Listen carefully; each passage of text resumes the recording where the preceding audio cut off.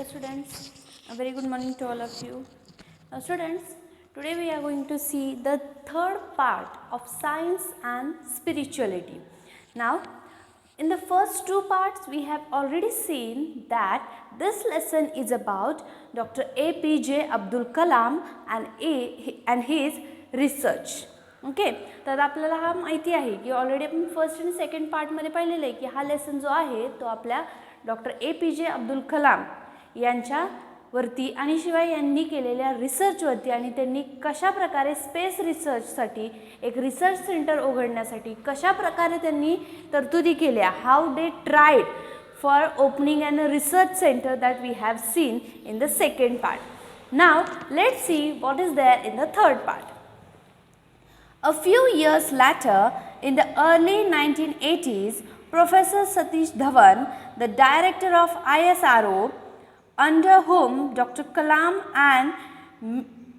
had made his first unsuccessful launch in 1917 and then a successful one in 1980, had provided him with more soul-shaping wisdom.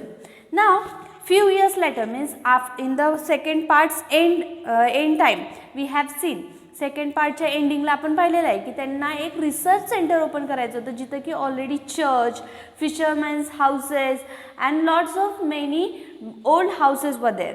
बरोबर, आपण पाहिलं की शाळा होती, church होतं, जुनी घरं होती, फिशरमॅन म्हणजे कोळी लोकांची घरं होती, त्यांचा व्यवसाय तिथं होता. मग अशा ठिकाणी त्यांना तिथं ते सर्वजण त्या सर्वजणांना मिळून ते स्पेस रिसर्च तिथं ओपन करायचं होतं. या सर्व जागांच्या ऐवजी म्हणजे या सर्व जागा जाणार होत्या आणि त्याच्याऐवजी स्पेस रिसर्च होणार होतं. पण they successful to convince all the people from there.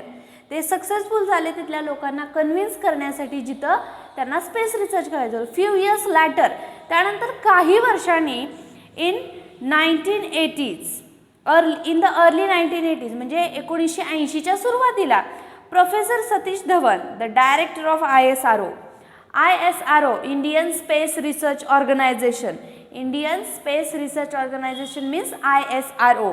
तर ह्याचे डायरेक्टर कोण आहेत?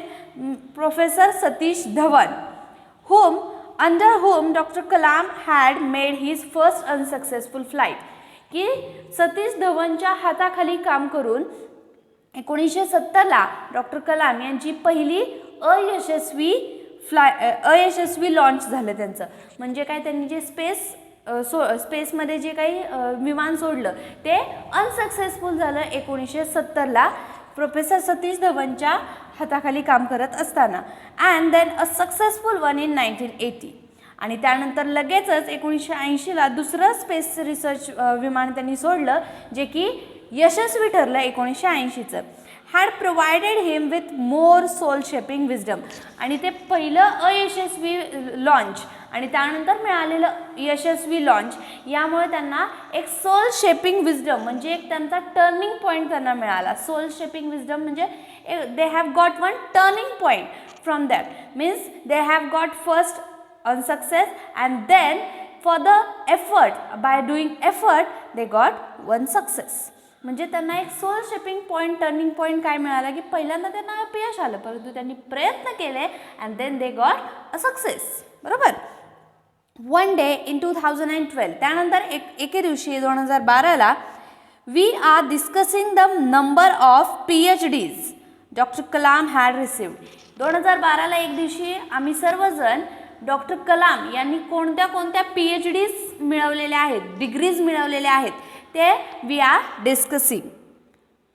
ही said to me, Srijan professor Dhawan had so many master degree. So that time doctor Kalam had said professor Dhawan यांनी सुद्धा खूप साऱ्या डिग्रीज मिळवलेल्या आहेत. All from the best institution. आणि त्या सगळ्या ज्या डिग्रीज आहेत त्या बेस्ट इन्स्टिट्यूशनमधूनच मिळालेल्या आहेत. म्हणजे चांगल्या शिक्षण संस्थेतून त्यांनी खूप साऱ्या डिग्रीज मिळवलेल्या आहेत. So he was saying to try that की I had not done anything more excitement. Professor Dhawan has also got the many degrees. म्हणजे त्यांना असं सांगायचं होतं की मी काय खूप जास्त असं खूप एक्साइटमेंटचं असं काही काम केलेलं नाही आहे. माझ्याप्रमाणेच प्रोफेसर धवनला देखील खूप साऱ्या डिग्रीज मिळवलेल्या आहेत. नो लेस, माझ्यापेक्षा काही कमी नाही. So I asked him, how can one become so academically accomplished? So Mr. Srijan had asked to the Dr. Kalam कि एक माणूस how can one become so academically accomplished? एक माणूस इतका शैक्षणिक निपुणता कसा त्याच्यामध्ये असू शकते. म्हणजे इतक्या सगळ्या डिग्रीज मिळवणं, एकाच माणसाने इतक्या सगळ्या PhDच्या किंवा मास्टर्सच्या डिग्री मिळवणं हे कसं काय शक्य होऊ शकतं? इतका शैक्षणिक निपुणता असलेला माणूस कसा काय असू शकतो? He responded saying that academic brilliance is so different from the brilliance of a mirror, which can be diminished by coating of dust. Only when the dust is removed does the mirror shine and the reflection becomes clear. तर त्यांचं असं म्हणणं आलं की academically जे काही निपुणता असेल किंवा अकॅडमिकली अकम्प्लिशमेंट असेल ती माणसाला जी असते ती पूर्वतः जन्मतःच असते. ती एखाद्या मिररप्रमाणे असते. एखादा मिरर म्हणजे आरसा ज्या प्रकारे धुळीने माखलेला असतो आणि आपण ज्यावेळी त्या आरशावरची धूळ हटवतो त्यानंतर तो आरसा अगदी क्रिस्टल क्लिअर असतो, अगदी क्लिअर असतो, स्वच्छ साफ असतो की ज्याच्यामध्ये आपलं रिफ्लेक्शन, आपलं प्रतिबिंब आपल्याला व्यवस्थित दिसू शकतं. त्याच प्रकारे आपली बुद्धिमत्ता देखील झाकलेली असते, ती फक्त आपल्याला साफ करण्याची गरज असते, असा त्यांचा सांगण्याचा उद्देश होता. We can remove the impurities obscuring our souls by living pure and ethical lives. म्हणूनच आपण आपल्या जीवनामध्ये असलेल्या इम्प्युरिटीज, हे जी काही धूळ इम्प्युरिटीज आहेत त्या आपल्याला काढून टाकल्या पाहिजेत by living pure and ethical life. तरच आपण आपलं जीवन हे नैतिक आणि प्युअर इथिकल लाईफ आपण जगू शकतो. And by serving humanity. And by serving humanity म्हणजे मानवतेची सेवा. म्हणजे आपण फक्त आपल्याला शिक्षण घेणं एवढंच आपलं ध्येय नाही, तर आपण शिक्षण घेऊन मानवतेची देखील सेवा करायला हवी. And then God will shine through us. आणि यामुळेच आपल्यातून एक प्रकारचा देव चमकेल. म्हणजेच काय की आपण म्हणतो देव हा कुठेही लपलेला नसतो, देव हा माणसात असतो. मग माणसात देव आपण कधी म्हणतो? जेव्हा एखादा माणूस हा प्रत्येकाची मदत करत असतो किंवा सर्विंग ह्युमॅनिटी म्हणजेच काय मानवतेची सेवा करत असतो, मदत करत असतो निस्वार्थपणे, मग त्यावेळी आपण काय म्हणतो की त्याच्यामध्ये देव आहे. बरोबर.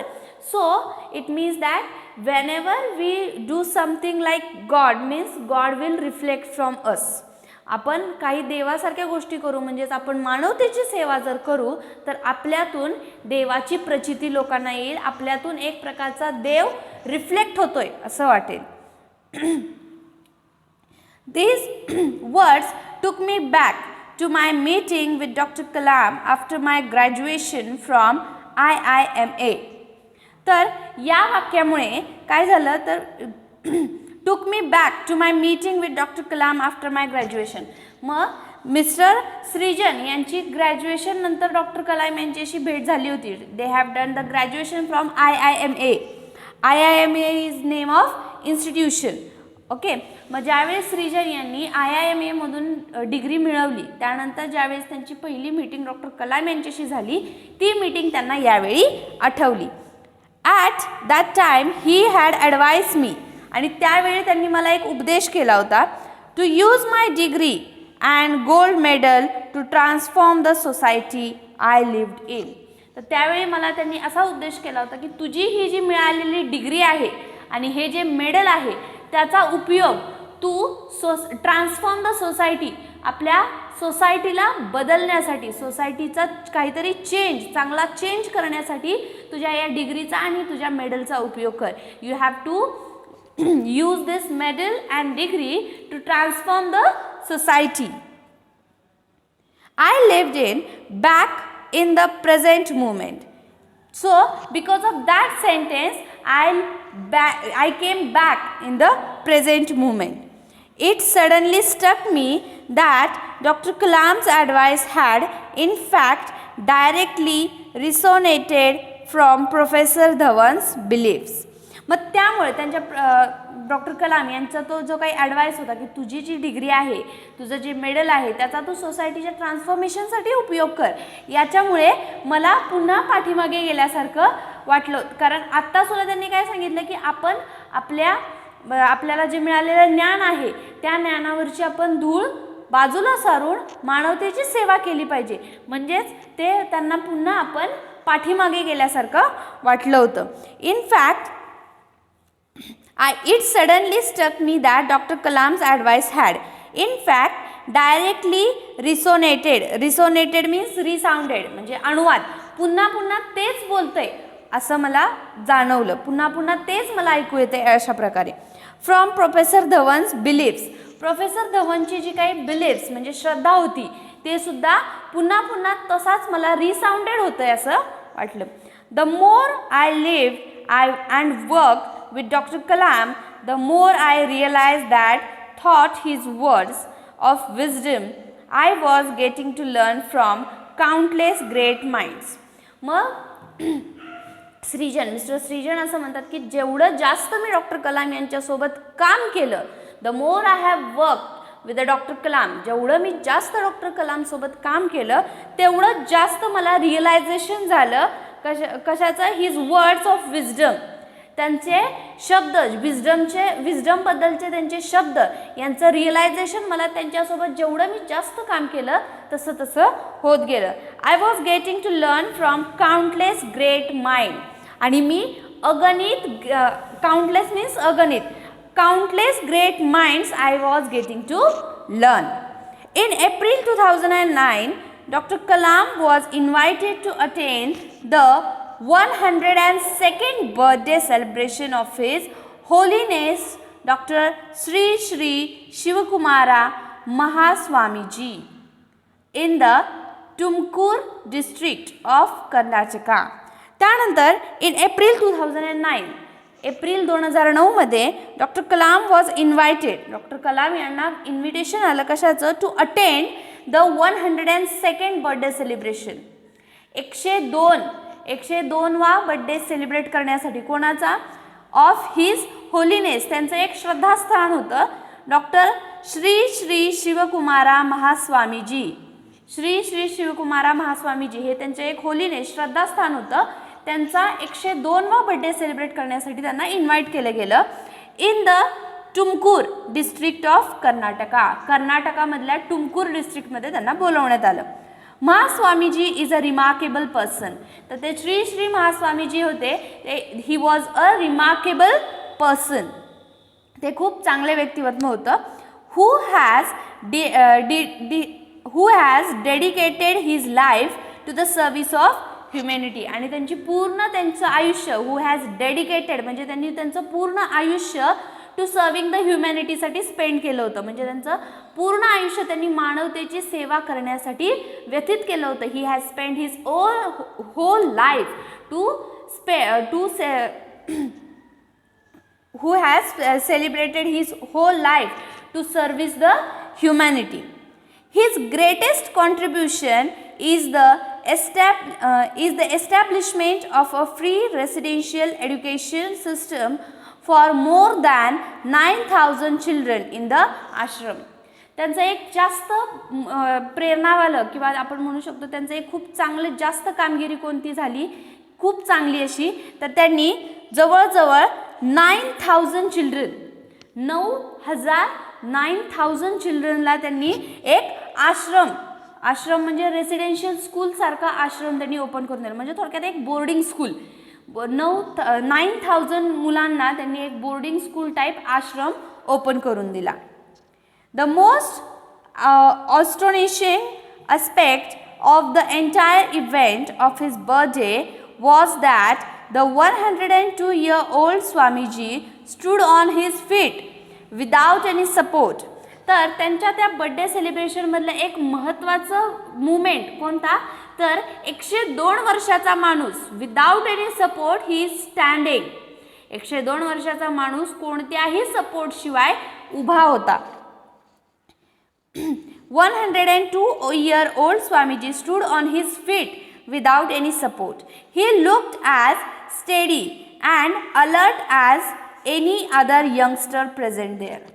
ते इतके स्तब्ध दिसत होते, म्हणजे अगदी ते 102 वर्षाचा माणूस म्हणजे अगदी नुसता चेअरवरतीच बसू नये किंवा व्हीलचेअरवरती बसू नये किंवा दुसऱ्याच्या सहाऱ्याने किंवा दुसऱ्याच्या सपोर्टने उभा राहतोय असं बिलकुलही नव्हतं. ते एखाद्या यंगस्टरप्रमाणे, म्हणजे तिथं एखादा युवक किंवा युवा जरी असेल तरी त्याच्याप्रमाणे ते त्या बर्थडे पार्टीमध्ये स्वतः विदाउट एनी सपोर्ट उभे होते. This display of inner strength touched Dr. Kalam deeply. तर या त्यांच्या श्री स्वामीजींच्या हा जो काही हे जे काही रूप होतं त्याच्यामुळे doctor Kalam this display of inner strength touch doctor Kalam deeply. तर याच्यामुळे डॉक्टर कलाम यांच्या मनाला खूप आतपर्यंत टच झालं, त्यांना खूप भावलं ते. ओके, मनाला टच होणे म्हणजे भावणे, त्यांना खूप ते आवडलं की 102 वर्षाचा माणूस इतका स्तब्ध विदाउट एनी सपोर्ट कसा काय उभा राहू शकतो हे त्यांच्या मनाला खूप भावलं. A couple of days later means after 2 days, 2 दिवसानंतर. A couple of days later we were discussing this unusual birthday party. आणि त्यानंतर 2 दिवसांनी आम्ही ती unusual birthday party we are discussing. I said to him, sir, do you know only 4 out of 1 lakh people cross the age of 100.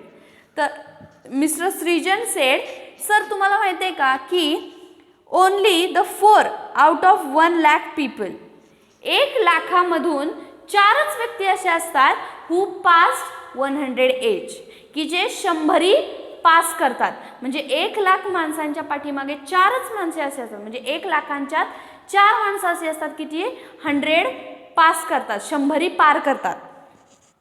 I had googled the subject beforehand. मी याच्या आधी google the subject beforehand म्हणजे मी याच्या आधी याविषयी गुगलवरती माहिती सर्च केलेली आहे. He replied, but how many of this 4 would be able to stand tall for half an hour. पण डॉक्टर कलाम सेड, ओके, की ठीक आहे 1 लाखांमध्ये 4 माणसं ही 100 पास करतात, पार करतात, ठीक आहे, it's okay, but how many from that 4 can stand steady for half an our without any support. मग ते म्हणतात की ठीक आहे, त्या 4 माणसांपैकी असे किती जण असतात की जे कमीत कमी अर्धा तास तरी कुणाच्या सपोर्टशिवाय अगदी स्तब्धपणे उभे राहू शकतात, लाईक ॲज अन यंगस्टर. एखाद्या युवकाप्रमाणे कसं इतका वेळ कोण उभं राहू शकतं का, की 4 पैकी असे किती जण असतात. Give a wise discourse and then go on to feed 1000 of children. आणि ते नुसतेच अर्धा तास उभे नाहीत. Give wise discourse. Wise discourse means a formal talk including a debate. म्हणजे एक उपदेशात्मक बोलणं. ओके, उपदेशात्मक बोलणं किंवा भाषण आपण म्हणू शकतो. वाईज डिस्कोर्स म्हणजे खूप असं शहाणपणाचं बोलणं, शहाणपणाचं भाषण. असं अर्धा तास नुसतं उभंच नाही तर एक प्रवचन दिल्यासारखं उपदेशात्मक बोलणं करू शकतो, शहाणपणाचं बोलणं देऊ शकतो. And then go on to feed 1000 of children. आणि त्यानंतर 1000 चिल्ड्रनला फीड म्हणजे जेवण वाढण्यासाठी सुद्धा ते चालले. म्हणजे त्यांच्या बर्थडे दिवशी ते नुसतेच बर्थडे त्यांनी सेलिब्रेट केला का तर त्यांनी एक शहाणपणाचं बोलणं, एक प्रवचन टाईप शहाणपणाचं बोलणं दिलं. त्यानंतर त्यांनी 1000 चिल्ड्रनना फूड सर्व केलं. ऑफकोर्स नोबडी म्हणजे अर्थातच या 4 पैकी असं कोणीही असू शकणार नाही की 100 पास केली आहे परंतु इतकं सगळं पुन्हा ते सगळं करतायत असं कोणच असू शकणार नाही. could know the exact answer to this question, but the question itself led to many other relevant queries. आता या प्रश्नाचं उत्तर आता असं कोणीही करू शकणार नाही किंवा करू शकेल का याचं उत्तर कोणीही देऊ शकणार नाही. बट या प्रश्नामुळे अजून काही प्रश्न नक्कीच निर्माण झाले. I wonder that powers Mahaswamiji possesses that keep him so strong as such as advanced age. तर मला त्यांची जी काही पॉवर, त्यांची जी काही शक्ती आहे ती अजून सुद्धा वयाच्या 102व्या वर्षी सुद्धा त्यांची जी काही शक्ती आहे त्याचं मला खूप आश्चर्य वाटतं. May be it's a balance diet and healthy lifestyle. कदाचित त्यांची ही आत्ता वयाच्या 102व्या वर्षी असणारी ही ताकद कदाचित त्यांच्या हेल्दी लाईफस्टाईलमुळे असेल किंवा बॅलन्स डाएटमुळे असेल. त्यांनी जे काही खाल्लेलं बॅलन्स डाएट आहे, त्यांची हेल्दी लाईफस्टाईल आहे, याच्यामुळेही असू शकतं. ऑर परहॅप्स किंवा कदाचित इट जेनेटिक्स. जेनेटिक्स मीन्स अनुवंशिक किंवा हेरिडिटी. ओके, जेनेटिक्स मीन्स अनुवंशिकता किंवा हेरिडिटी. मग कदाचित त्यांच्या हेल्दी लाईफस्टाईलमुळे असेल, बॅलन्स डाएटमुळे असेल किंवा कदाचित एका त्यांच्या हेरिडिटीमुळे असेल किंवा त्यांचे वडील, त्यांचे आजोबा हे सुद्धा असेच जगले असतील, त्यामुळे सुद्धा असू शकेल. आय आस्क, मी विचारलं. हू? मिस्टर सृजन. Doctor Kalam sat contemplating deeply. Means Dr. Kalam was started to thinking deeply. He recollected the tenet of goodness of action from Pramukh Swamiji. He recollected the tenet. Tenet म्हणजे तत्वज्ञान. Okay, a principle of or belief म्हणजेच तत्वज्ञान. He recollected the tenet of goodness of action from Pramukh Swamiji. He started to recollected. Who? Dr. Kalam. Dr. Kalam started to recollected the tenet of goodness of action from Pramukh Swamiji. Then perhaps swimming in silence to the shore of Mahapragyaji. Then perhaps कदाचित swimming in silence to the shore of Mahapragyaji. एक प्रकारची शांतता shores of Mahapragyaji. He gathered the sand of conscience to be our guide, our best friend. Deeper down in the space-time of memory, he must have heard Professor Brahma Prakasha's word about the need of living a pure and ethical life, and Father Pereira and Dr. Sarabhai's lesson of selflessness in service. त्यानंतर त्यांचं discussion चालू झालं आणि ते discussion करत असताना त्यांना शब्द आठवले कोणाकोणाचे की professor Brahmprakash, then father Pereira, doctor Sarabhai यांचे जे काही लेसन्स होते ते लेसन्स त्यांना आठवू लागले. कशाविषयीचे? सेल्फलेसनेस. त्यांनी जो काही निस्वार्थ सेवा करण्याचा त्यांनी संदेश दिले होते किंवा त्यांचे जे काही लेसन्स होते ते लेसन्स त्यांना आठवू लागले. मीन्स आता ते सायन्स अँड स्पिरिच्युअलिटी याचा हेडिंगमध्येच काय आहे बघा की सायन्स म्हणजे आपलं सायन्स विज्ञान आणि स्पिरिच्युअलिटी म्हणजे अध्यात्म. म्हणजे आता ते नुसतंच सायन्सवरती स्पेसवरती काम करत होते का, तर त्याच्याबरोबर ते मानवतेची सेवा सर्विंग द ह्युमॅनिटी, ते ह्युमॅनिटीची सर्व्हिससुद्धा करत होते. म्हणजे त्यांचं दोन्ही काम चालू होतं. मग त्यावेळी त्यांना फादर परेरा, डॉक्टर साराभाई यांचे लेसन्स आठवू लागले ऑफ सेल्फलेसनेस, निस्वार्थपणाचे. Eventually his thoughts would have settled on Swami Shivananda of Rishikesh, in whom he saw great tranquility, and finally they must have come full circle with the memory of the life of simplicity of his father, who always espoused the value of giving back. मग त्यानंतर eventually his thought would have settle on Swami Shivananda of Rishikesh. त्यानंतर त्यांचे जे काही विचार आहेत ते कुठे येऊन थांबले, तर स्वामी शिवानंदा ऑफ ऋषिकेश. ऋषिकेश ही एक जागा आहे, ओके, प्रदेश आहे. तर ऋषिकेशमधल्या स्वामी शिवानंदा यांच्या विचारांवर त्यांचे विचार येऊन थांबले. In home he saw great tranquillity. Tranquillity means peace, calmness म्हणजे शांतता. त्यांच्या विचारामध्ये एक प्रकारची शांतता होती, गूढता होती. And finally they must have come full circle with the memory of the life of simplicity of his father. आणि फायनली ते त्यांच्या सिम्प्लिसिटी, एक साधेपणावरती ते येऊन थांबले. Always expose the value of giving back. Expose means give support. Espouse means give support. त्यांच्या वडिलांचा काय, त्यांचे वडील नेहमी कशाला सपोर्ट करायचे, to give back. Espouse means to give back. ते नेहमी गिव्ह किंवा सपोर्ट, ते कशाला सपोर्ट करायचे, giving value of giving back.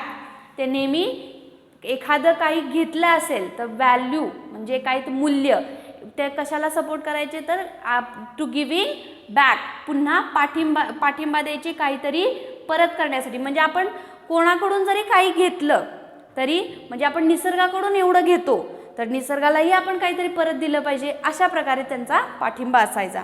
At long last he spoke, it is the very spirit of what can I give. आणि त्यानंतर शेवटी माझ्या एक मनामध्ये विचार आला, what can I give. He elaborated. Mahaswamiji lives with the belief that ethos of our mission. He gives and gives. त्यानंतर माझ्या मनामध्ये विचार आला की व्हॉट कॅन आय गिव्ह, मी काय देऊ शकतो. ही इलॅबरेटेड. त्यानंतर त्यांनी एक विस्तृतपणे, त्यांनी एकदम विस्तृतपणे सांगितलं. Mahaswamiji lives with the belief and ethos. Mahaswamiji कशासोबत जगतात, एक विश्वास. Ethos means characteristic spirit of a culture or era. एक विशिष्ट अशा संस्कृती किंवा युग असणाऱ्या विश्वासासोबत महास्वामीजी जगतात. Of our mission. He gives and gives. तर ते नेहमी देतात आणि देतच राहतात. Education to famished minds. आता त्यांनी काय केलेलं आहे, तर education to famished mind. Famished म्हणजे हंग्री किंवा उपासमार असलेले. मग कशाची उपासमार, शिक्षणाची. ज्यांना भूक आहे, शिक्षणासाठी जे भुकेले आहेत त्यांना hungry. Education to famished mind म्हणजे जे शिक्षणासाठी भुकेलेले आहेत त्यांना शिक्षण दिलं. Food to famished bodies. जे भुकेने व्याकुळ आहेत त्यांना जेवण दिलं. Food to famished bodies. In giving so much. आणि असंच खूप काही. He become strong. आणि त्यामुळे ते खूप स्ट्रॉंग झालेले आहेत. His munificence fuels his strength. आणि त्यांची ही कार्यक्षमता जी आहे त्याच्यामुळेच त्यांना एक प्रकारची ताकद मिळते. That is what keeps him standing tall and active in life. त्यामुळेच त्यांना त्यांच्या आयुष्यामध्ये अगदी ॲक्टिव्ह राहण्याची संधी मिळते. The essence of a happy life of a peaceful society lies in one sentence, what can I give. तर सोसायटीमध्ये आपण जगण्यासाठी आपण फक्त एक स्वतःला प्रश्न विचारायचा, व्हॉट कॅन आय गिव्ह. मी सोसायटीला, समाजाला काय देऊ शकतो, मी मानवतेला, समाजाला, सोसायटीला काय देऊ शकतो, व्हॉट कॅन आय गिव्ह. हा फक्त एक स्वतःला प्रश्न विचारायचा. Turning to me he asked, what is the reverse of what can I give. मग त्यानंतर महास्वामीजी माझ्याकडे वळले आणि मला म्हणाले, what is the reverse of what can I give. म्हणजे व्हॉट कॅन आय गिव्हचा अपोजिट काय असू शकतं. Circumstantially I replied, what can I take. अचानक मी रिप्लाय दिला, व्हॉट कॅन आय टेक. म्हणजे त्यांनी अपोजिट विचारलं म्हणून मी what can I give, so what can I take. Yes he said. ते म्हणले हां बरोबर आहे. And that is the thought which is responsible for all the wrong we see around us. आणि आपल्या आजूबाजूला जे काही वाईट घडतंय जे काही वाईट घडतंय आपल्या आजूबाजूला ते ह्याचंच कारण आहे. म्हणजे व्हॉट कॅन आय टेक या वाक्याचंच रिफ्लेक्शन, या वाक्यामुळेच आपल्या आजूबाजूला सर्व काही वाईट घडतंय असं स्वामीजी बोलले. We think that we can take from the environment and destroy it discriminately. मग ते म्हणले की हां आपण असं विचार करतो की आपण फक्त इन्व्हायरमेंटकडून घेऊ शकतो आणि आपल्या इन्व्हायरमेंटची आपण अंधाधुंदपणे वापर करतो, बरोबर की नाही. म्हणजे आपण निसर्गाकडून फक्त घ्यायचंच का, नुसतं आपण हाच विचार करायचा का की what can I take. But we have to think that what can I give. आपण काय दिलं पाहिजे याचा सुद्धा विचार नक्कीच करायला हवा.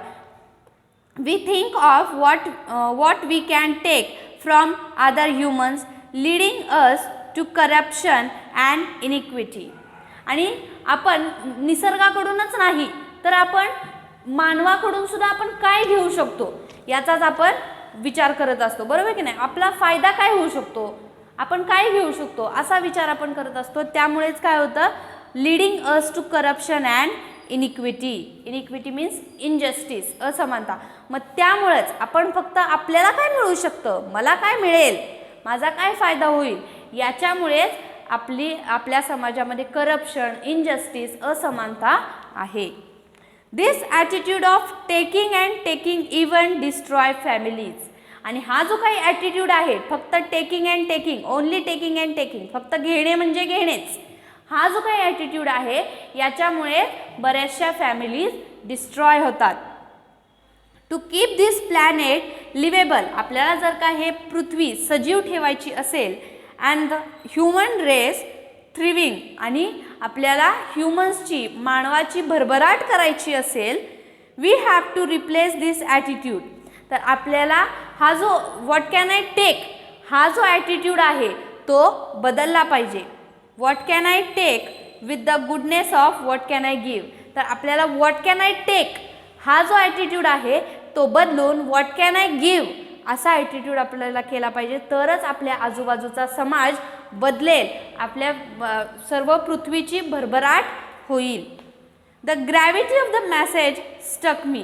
तर ती जी काही मेसेज, तो जो काही स्वामीजींनी जो मेसेज दिला, जे उपदेश दिला, त्याच्यामुळं काय केलं, मी एकदम स्तब्ध झालो, मला एकदम मेल्यासारखं झालं. दिस challenge became my silent motivation.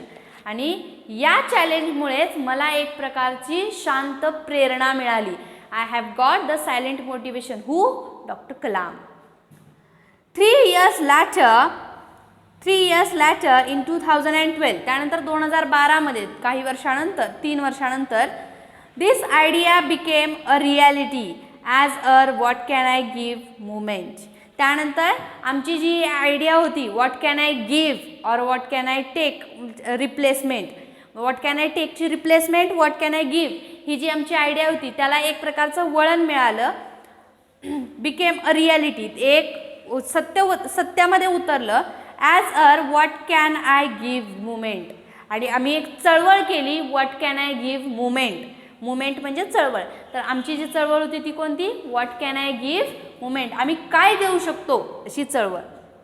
Through which doctor Kalam tried to combat corruption. आणि त्याच्यामुळे, त्या चळवळीच्या थ्रू डॉक्टर कलाम यांनी भ्रष्टाचार रोखण्यासाठी प्रयत्न केले. एन्व्हायरमेंटल डिग्रेडेशन, शिवाय पर्यावरणाची अधोगती का होते, ती कशी होऊ नये यासाठी सुद्धा प्रयत्न केले. अँड सोशल इव्हिल्स, आणि सामाजिक दुष्परिणाम. Means doctor Kalam triad in what can I give movement combat corruption, भ्रष्टाचार रोखण्यासाठी किंवा भ्रष्टाचाराविरुद्ध लढाई केली. एन्व्हायरमेंटल डिग्रेडेशन, पर्यावरणाची अधोगती रोखण्यासाठी लढाई केली. अँड सोशल इव्हिल, सामाजिक दुष्परिणाम रोखण्यासाठी सुद्धा doctor Kalam tried. It is important that we ask ourselves this question. तर हे खूप महत्त्वाचं आहे की आपण आपल्या स्वतःला एक प्रश्न विचारला पाहिजे. For the answer lies the truth of humanity. So go ahead and ask question yourself. आणि आपल्या स्वतःच्या मनाला आपण प्रश्न विचारला पाहिजे आणि आपल्याला उत्तर मिळेलच. आणि कोणता प्रश्न विचारला पाहिजे, तर व्हॉट कॅन आय गिव्ह, मी काय देऊ शकतो. The answer will be outstanding. आणि आन्सर हे खूप आश्चर्यकारक, खूप चकित करणारं, खूप अमेझिंग असं तुमचं उत्तर असेल. व्हॉट कॅन आय गिव्ह, मी काय देऊ शकतो असा विचार तुम्ही, फक्त निसर्गालाच असं नाही, निसर्ग, समाज, आपल्या आजूबाजूचा परिसर, सर्वांनाच every time we have to, not only we have to think what can I take, we have to think about what can I give, मी काय देऊ शकतो याचा नेहमी विचार केला पाहिजे. Adapted from the what can I give by Srujanpal Singh. तर सृजनपाल सिंग यांचं जे पुस्तक आहे व्हॉट कॅन आय गिव्ह, या पुस्तकातून हे सायन्स अँड स्पिरिच्युअलिटीचे तिन्ही पार्ट घेतलेले आहेत. Now you have to complete the English workshop as well as you have to write down the difficult words with its meaning, English and Marathi both. Thank you.